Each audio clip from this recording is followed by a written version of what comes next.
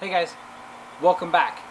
On this episode of Fish Forage Hunt, Megan and I went fishing 50 miles offshore into the Gulf of Mexico. We slammed some massive red snapper, we got a whole bunch of fish, so we hope you like the video, and let's roll the footage.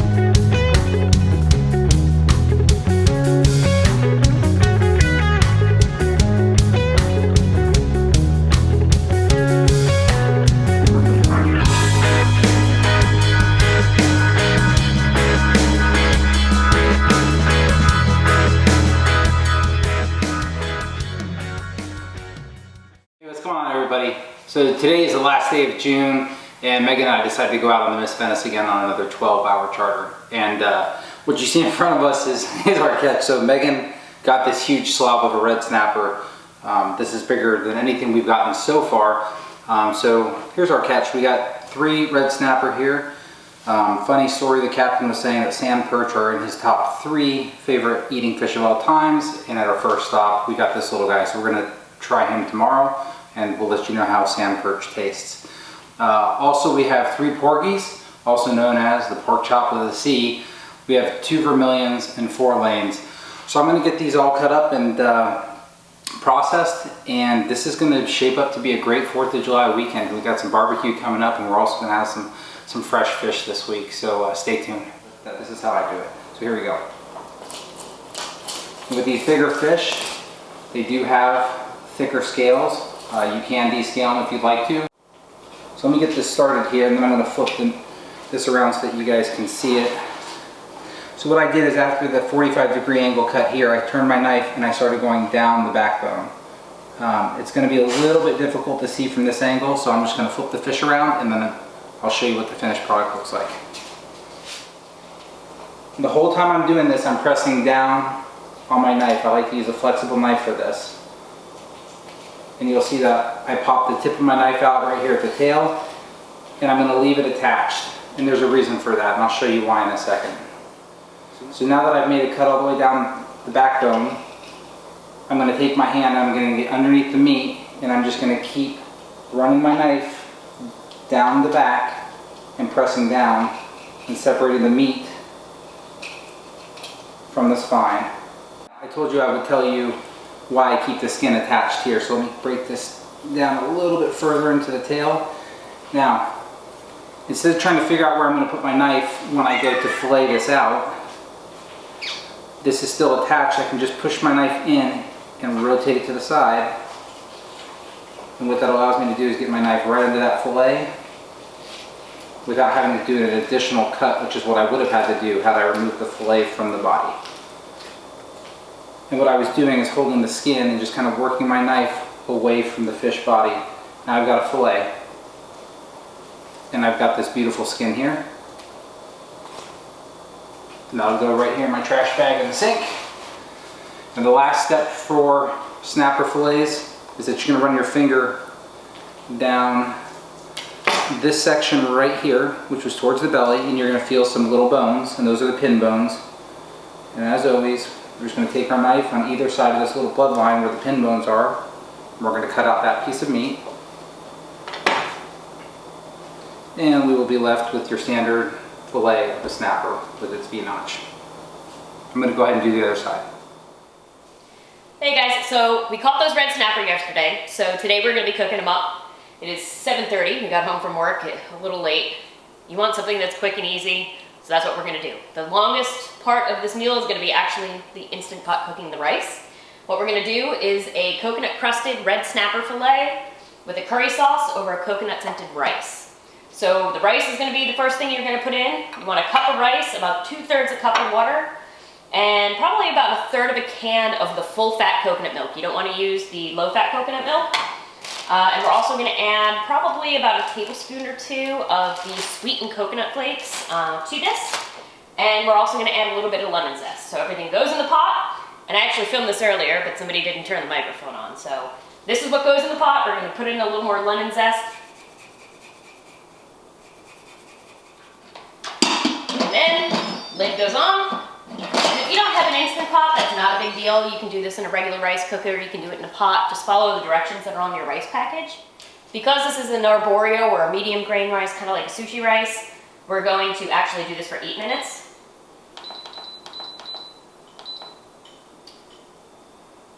And then let it go. Once it comes up to pressure, it's gonna cook. You wanna make sure that it naturally releases. Once it starts beeping, when it's done, when it comes up to pressure and starts cooking and the counter comes down, that's when I'm gonna start doing the snapper and the curry sauce. That portion of it should take maybe 15 minutes. It's a very easy and simple meal to make.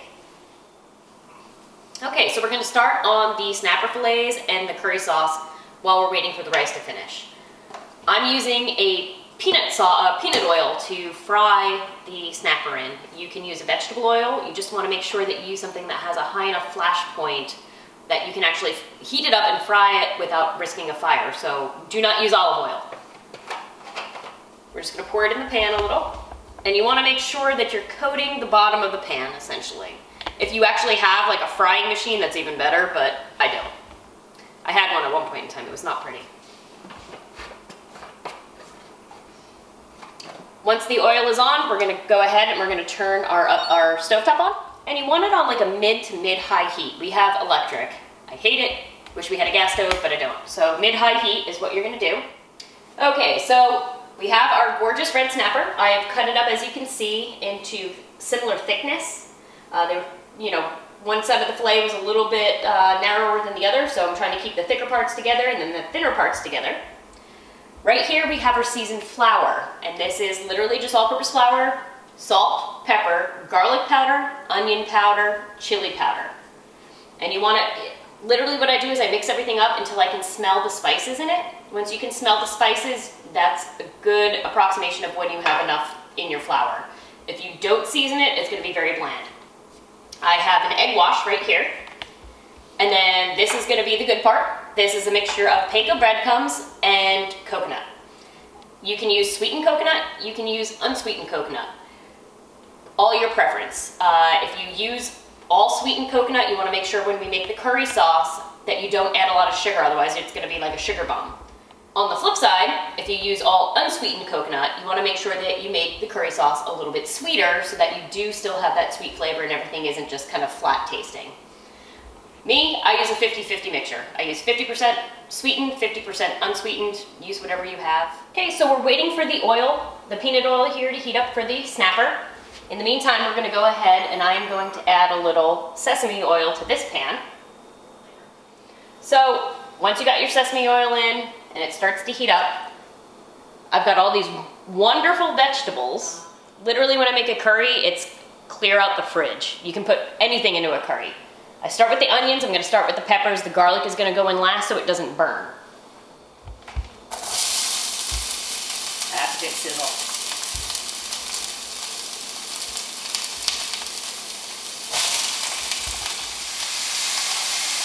So just like with every other food, you want to make sure that you layer your seasonings. I'm adding a little bit of salt, I'm adding a little bit of pepper. And believe it or not, I like to add a little bit of cardamom. You don't have to add the cardamom, it's just something I like. And we're gonna let that simmer down.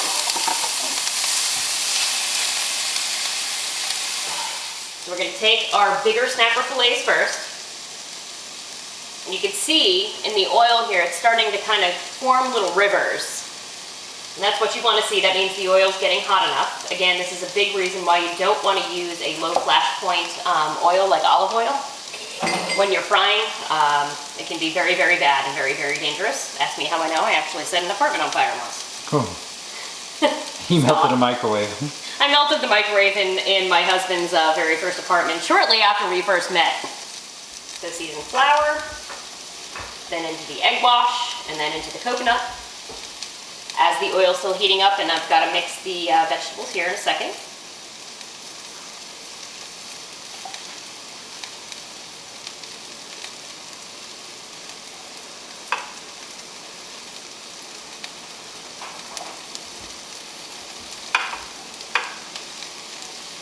Okay, we have our first 2 fillets that are ready to go in the oil right here. Can of red curry paste. You want to make sure that you activate it once the vegetables are cooked.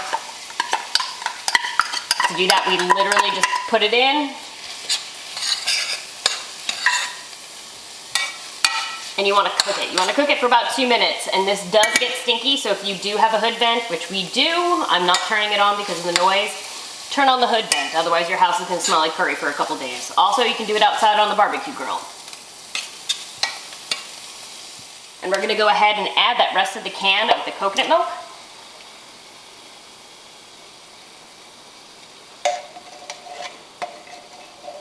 And I'm gonna get a little bit of that leftover chicken stock from before.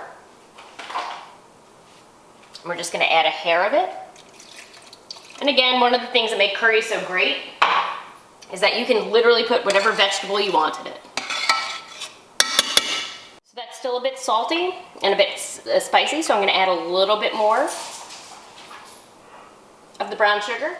Now I'm gonna add just a little bit of lime juice to it. You can also add the lime zest. Add in, I had half a bag of spinach. Again, I told you this is like my leftover sauce. You could use this on anything. You don't have to use it on fish. You can use it on chicken, you can use it on beef, or if you want a vegetarian like tofu meal, awesome.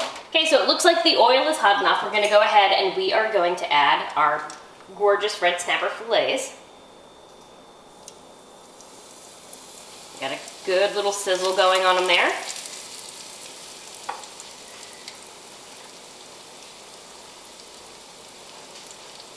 Okay, so the fish has been cooking for probably about a minute so far on this side. We're just gonna go ahead and flip it. You can see we've got that nice golden brown crust. Okay, so we have our fresh coconut rice here. We also have some fresh cilantro and some fresh chives out from the garden. I'm just gonna toss those in. And we're gonna mix everything into the rice. We're gonna put a little bit on each plate.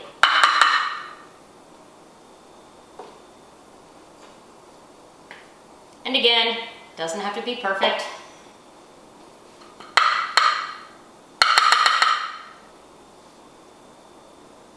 So you want to make sure that you put down your curry sauce on top of your rice versus on top of your fish. If you put it down on top of your fish, it's going to make it a little bit soggy.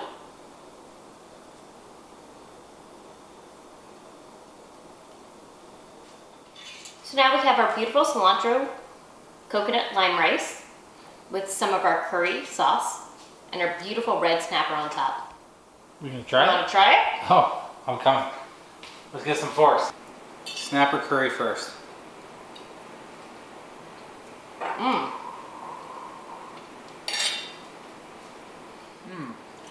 So I like the curry. That rice, because it's a little more mild, kind of cuts through some of that heat from the curry. I'm not usually a red snapper fan, but that's pretty good. Yeah, so I know you guys can't taste this as always, but if you like chicken fingers, this is hands down better than any chicken fingers. You wouldn't know you're eating fish. I would not even compare it to chicken fingers, but okay. Okay. That's pretty good. Hey guys, if you like the video, please give it a thumbs up. If you want to see more, please subscribe. And as always, dinner is waiting. Go and get it.